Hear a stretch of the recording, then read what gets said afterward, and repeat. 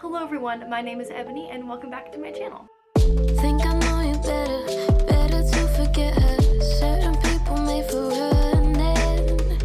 Think I need you more than let you know I'm bored and tell me this means more than nothing. So today I am doing a book tag that I was tagged in recently called the School Days book tag. This is a book tag that was created by Victoria from What Victoria Read, and I was tagged by Chloe from Chloe Reads Book. And I will link both the original video and the video I was tagged in down below in case you guys want to check them out. But the way this book tag works is there's a set of times of day that you answer all the questions to those prompts, and then there's prompts for every subject you would do in school. And so you can pick and choose which subjects you want to do. You can do all of them if you want, or you can just do a couple. I'm only doing a couple for the sake of time because I think if I did all of them we'd be here for a while. But I did pick a couple that I will do in addition to the times of day prompts. So let's just hop on into it. So the first question is, First Bell, tell us about a book that first got you into reading. And I have been reading for literally as long as I can remember. Even before I knew how to read, my parents always read to me. So reading has always been a really important part of my life. But I think that the book series that really got my attention when I was younger is the Magic Tree House series. I know this is the same way for a lot of people. This is a very popular book series when I was in elementary school. And I remember I had the first 8 books, I believe, plus a couple of other ones spread out here and there. And I would just read them over and over and over again. And I think I read all of the books, maybe up until number 40 or something. The Magic Tree House books were everything to me. Next is break time. What book have you most recently had to take a break from or DNF? Now, I don't really like to DNF books. I feel like if I spend time into a book, even if that's only, 50 pages, I feel like I need to finish the book so I can mark it on my Goodreads and say, oh yes, I read this whole book. That's one more book on my challenge, and even the pages count to my Storygraph challenge and all that stuff. And so I feel like if I start a book, I need to finish it in order to mark it. I know some people, even if they DNF, if it's past 50% or whatever, they still count it. I don't know, the completionist in me doesn't like that, so I don't like DNFing books. Honestly, if it gets to a point where I feel like I want to DNF a book, I usually just start skimming and I don't invest all of my time into it, but I still get the main gist of the story. So that's kind of what I do. But the most recent book that I felt like I wanted to DNF, or I just felt was really slow and I just was over it, was Rainbow High by Alex Sanchez. I just read this book, I just finished it a couple days ago. Sorry if you can hear the fan. My dorm is right next to the little air conditioner heater things right outside, and I have my window open because it's really nice out, so it's kind of louder than normal, so I apologize if you can hear that fan going. But anyway, I just finished reading this book. It is the sequel to a book that I read when I was in middle school and I really enjoyed, and I reread that book last summer because I had the intention of reading this one. I don't know, even as I reread it, I didn't it wasn't as amazing as I remember it being when I was in middle school, but I still enjoyed it and I think it tells an important story even if it's a little outdated. But reading this one, I was just so bored. There was no character development in this one. I was kind of just over it. The characters were making stupid decisions and they were complaining about things that didn't really matter. I don't know. I was really bored. Like I said, I kind of wanted to DNF it, so at that point, I think I was about halfway through and I was like, you know what, I'm just gonna start skimming. I'll still get what's going on, what's happening, but I'm not gonna invest all of my brain power, all of my time into this book that I don't really care about. So yeah, I will talk more about this book in my February wrap-up, which will be the next video I upload, so if you want to hear more of my thoughts, you can look out for that video. Lunchtime, tell us about your favorite book that features food. Now this is a bit of a different way to take this prompt because I'm assuming the prompt is meaning a book about cooking, or a book that really has a lot of food involved in it, With the Fire on High, or To All the Boys I've Loved Before, those books. But I couldn't pass up the opportunity to talk about my favorite book ever, and while it does involve food, it's not in the way you would think. That book is Winter Girls by Laurie Hollis Anderson. This is the UK cover because I think this cover is beautiful. I have the US cover too, but I just like showing this one more. But if you don't know, this is a book about a girl who has anorexia, and so she has a very complicated relationship with food. Like I said, not the way the prompt was probably intended, but it does talk about food. Food is a very prominent thing in this book. It's just, her negative relationship with food and her trying to heal from her eating disorder. I don't know, I absolutely love this book. I think it is one of the best mental health representations I've ever read. It's so captivating. It's sort of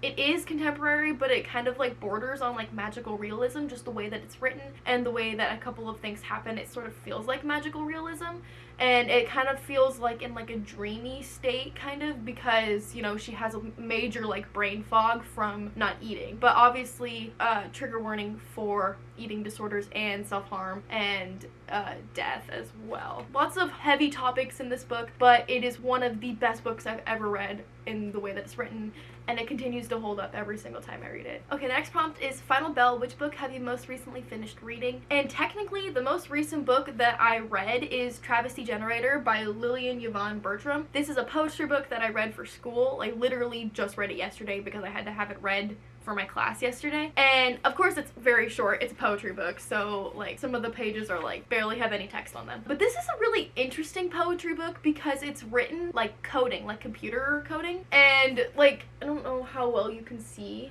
like what it looks like, but it's really interesting. It definitely was hard to get into at first. I don't even know if that's in focus. But like, and I didn't really understand some of the things that like it was trying to say as far as a poem goes, just because it was written like code and I don't know how to read code. But eventually, as you get into it, there are like certain poems that do look more like poems and are more readable, I guess, if that makes sense. And so like these look similar to poems, or even like prose poems. So it was definitely interesting, a really unique way to write a poem and to read poetry. It was really enjoyable, and I enjoyed talking about it in my class. Technically, this is the most recent book I've read, but if you want like a book, the most recent book I read was Tweet Cute by Emma Lord. I read it on audiobook. It was really cute, really sweet. I really enjoyed it. I did think the romance was a little bit too slow burny for my taste, just because they didn't get together until like the last like 20 pages, and I'm like, okay. But it was still really cute. I really enjoyed it. And again, if you want more of my thoughts on the books that I've read recently, they will be in my February wrap-up. The next prompt is homework. What was the last nonfiction book you read and enjoyed? I think that would be In the Dream House by Carmen Maria Machado. That is a memoir that I read back in December, I believe. It was very beautifully written. It was like probably one of the best memoirs I've ever read. I mean, I haven't read many memoirs. I kind of want to get more into that genre than I am, but it was so beautiful, so well done. It really did feel like you were in a dream as you were reading it. Just the way that Carmen Maria Machado wrote it, it was just, oh my gosh, it was breathtaking. And I did read that book for my Paperback book club, so if you want to check out our thoughts on it, we did a whole live show about it, which I will link up above in case you want to check out the live show and hear more of our in-depth thoughts about it. It was so stunning. I really want to buy a copy of that book because it was so good. Next is Staff Room. Tell us about a book you go to when you need to take a breath. I can say hands down that that book is Vampire Academy by Rochelle Mead. This is a series, of course, and so like the whole series is like a series of books that I read when I want to take a breath. I read this series probably about every year, usually on audiobook, but sometimes I do read them physically, like I'm rereading them physically right now with my boyfriend. These books are like everything to me. The first time I read them, I was probably like a freshman or a sophomore in high school. Like I said, I've probably reread them like every year since then. They're just so comforting to me. I love the story. It's something that I know all about. Like, I'm very comfortable with the setting of this story because I don't read a lot of fantasy because I don't like world building, but I'm very comfortable with the world in this series, and I think that that's why I continue to go back to it and why I prefer it over reading a new fantasy, is because I already know what's going on in this series. Also, if you didn't know, I'm co-hosting a Vampire Academy and Bloodlines read-along with some lovely friends, and we are currently reading Blood Promise, which is the 4th book, and our live show information is always down below in my description box if you're curious about it. If you've read this series and you want to listen in on our thoughts and like talk with us about it, and if you haven't read it, you're welcome to read them and then check out our past live streams. We do a live stream for each book, so we have a live stream that's just about Vampire Academy, one that's just about Frostbite, and so on and so forth. Like I said, if you want to check it out, all the stuff is linked down below in my description box. I highly recommend this series and also chatting with us about Vampire Academy because, oh my gosh, there's so much to talk about with this series. Okay, so that's it for the times of day prompts, and now I'm going to go into the subject prompts. I think I'm only going to do 3 for the sake of time. So the first one I'm going to do is English, which says, tell us about one book you studied at school and recommend one book you would like to add to the curriculum. So this technically is 2 books that I'll be talking about. A book I studied in school. The book I'm going to be talking about is Terrarium by Scott Russell Sander, and if you saw my January wrap-up, you'll know I hated this book so much. I went off about this book. I don't even know where to start. This book has there's so many issues with it. I guess to summarize what I said in my wrap up, just so I'm not here ranting for another 10 minutes. Basically, my main issues with this book is that the writing is so poorly written. I already don't like classics. I don't like Fahrenheit 451, and this book reminded me a lot of Fahrenheit 451. That was really bad, it was already a bad sign that this book reminded me of a book that I already hated. So like the writing was bad, the characters were bland, I didn't care about anything that was happening. It was dystopian and is like a sci-fi kind of novel. Absolutely didn't care. Ugh. And there were like misogynistic undertones that really rubbed me the wrong way, and the other issue with it is that there's literally nothing about it on the internet, and I had to read this book for a class, and I wanted to make sure that I was like understanding the book correctly, because like I was reading it but I wasn't like retaining it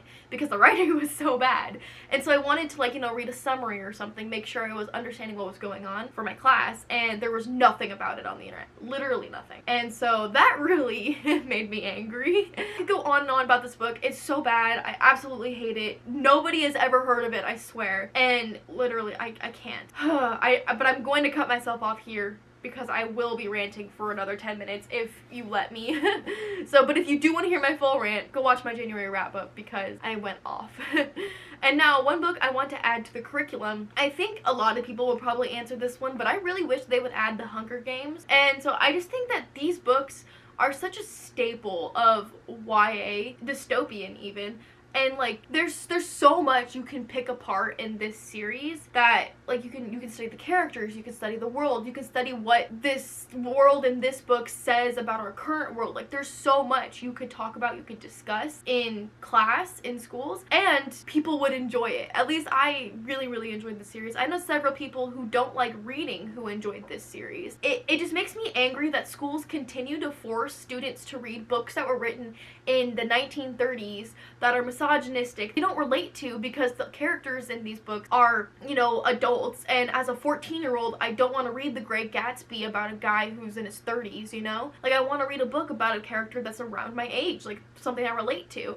And so I think that if they allowed us to read these books in high school, or even in college, like, it would not deter people from wanting to read, because we're being forced to read books that we don't care about, we don't relate to, we don't understand, we don't want to read. But like, if we were allowed to read books that would actually be something we'd be interested in, I think that more people would enjoy reading and realize how much fun reading can be. Anyway, that's a big tangent, but I do wish that they would add books like The Hunger Games to the curriculum in high school and even in college, because I'm sick of reading books written by old white men about old white men. I'm over it. The next subject I'm going to talk about is music, and it says, which reading format do you think has the best rhythm for reading? I've mentioned this earlier in this video, but I listen to audiobooks a lot. Audiobooks literally save my life because I read really slowly, and also I don't have a lot of time to read, at least not reading the things I want to read, because I read a lot for school and I do a lot of homework, and like by the time I'm done with all that, I don't really want to sit down and read a different book because I just spent all day reading. So I like audiobooks because I can still consume stories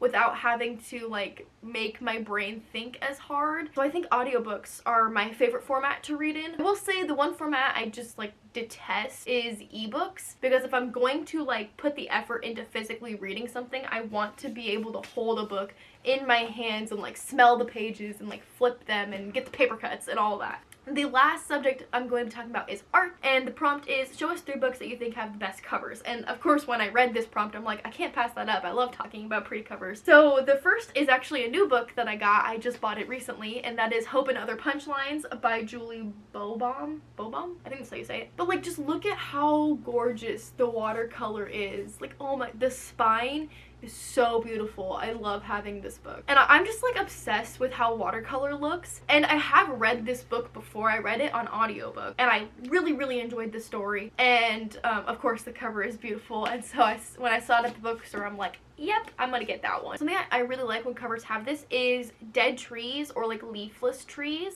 Winter Girls, the book I showed earlier, also has this aspect, but I think the book that does it better is Speak by Lori Halse Anderson, same author as Winter Girls.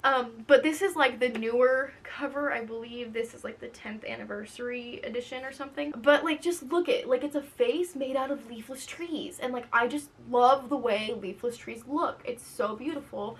And I just, it's so like dark and eerie. I don't know what it is and why I'm drawn to it, but it's just, I just love leafless trees, and when covers have leafless trees on them, so beautiful. And the last cover I'm going to show is the cover for 5 Feet Apart by Rachel Lippincott, Mickey Daughtry, and Tobias Iconis. Of course, many people have heard about this book. It took the world by storm a couple years ago when it came out as a movie, and honestly, though, this cover is just so freaking beautiful. Like, it's lungs, because, you know, she has, I forget what it's called. She has that lung disease. And so, like, it makes sense with the story. And also, it's just so freaking pretty. I love it. And I love the, like, salmon color of the spine, like, contrasted with the dark blue. I think it does amazing things. Okay, and that is it for the School Days book tag. Of course, there are many other prompts I could have done. I just didn't for the sake of time. But if you would like to do this video, make sure you check out all of the prompts. And I will be tagging Kat from Bookish Reads, because Kat, you need to come back to YouTube. We miss you.